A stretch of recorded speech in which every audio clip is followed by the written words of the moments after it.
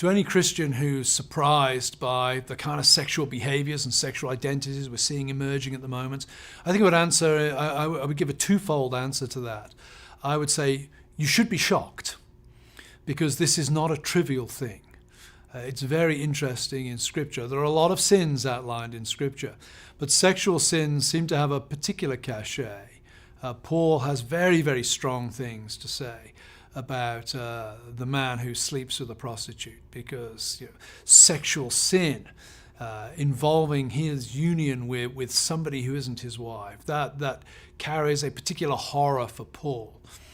And you only have to look at the history of society to know that sexual sins, sexual desire is often one of the most powerful and powerfully creative and powerfully catastrophic forces within human history. So I would say to any Christian, you need to remain shocked by this. Do not allow the normalization of pornography, the normalization of wickedness, to dull your senses to the outrageous horror of what is being perpetrated. But I'd also say don't be surprised. Don't be surprised, because there is a long-standing history of what's going on today. You can see how this has emerged over time. The speed can be breathtaking. The speed has caught us all by surprise. But when you actually go and get down into the history of philosophy, the history of technology, the history of culture over the last 200 or 300 years, it becomes obvious that what's happening now is the result of deep-seated and long-standing causes.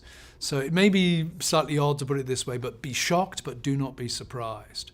Human beings are capable of doing all kinds of terrible stuff, and all of the elements are in place for the sexual revolution to have taken place, and indeed to continue moving forward. What will fall next? Will it be the taboo on incest? Will it be the taboo on pedophilia?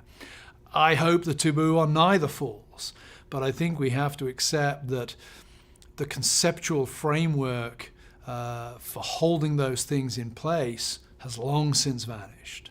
So be shocked, but do not be surprised. If you're surprised by this, then you will get overly depressed by it.